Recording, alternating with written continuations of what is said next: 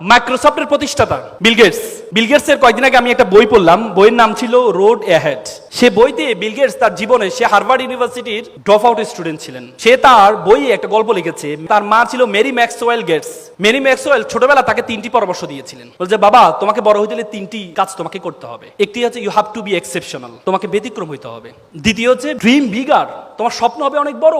তৃতীয় হচ্ছে read lots of books, প্রচুর বই পড়তে হবে। যখন তাকে ছোটবেলায় পরামর্শ দিয়েছিল বি এক্সেপশনাল, তোমাকে ব্যতিক্রম হতে হবে, যখন বিল গেটস দেখতে পেলেন, সে যখন হার্ভার্ডে পড়া শুরু করলেন, তখন বড় বড় অফিসিয়াল যে কম্পিউটারগুলো আছে, এই কম্পিউটারগুলো তাকে ইউজ করার জন্য দেওয়া হয়। অফিসিয়াল কাজে ব্যবহার হতো তখন কম্পিউটার। তখন বিল গেটস চিন্তা করলো, আমি অফিসিয়াল কাজে কম্পিউটার না, আমি এমন একটা মাইক্রো কম্পিউটার আবিষ্কার করব যেটা ঘরে বসে এটা ইউজ করা যায়। বিল গেটস ইউনিভার্সিটি ক্লাসে যাওয়া বন্ধ করে দেয়। পরবর্তীতে বিল গেটস 4 বছরের মাথায় যখন মিনি কম্পিউটার আবিষ্কার করলেন, তখন তার বন্ধুরা পড়াশোনা শেষ করে এসে তার মাইক্রোসফটে এসে জব করা শুরু করেছে। বি এক্সেপশনাল, ব্যতিক্রম হইতে হবে। তোমাদেরকে আমি বলবো না পড়াশোনা বাদ দিয়ে শুরু করো, সেটা বলবো না।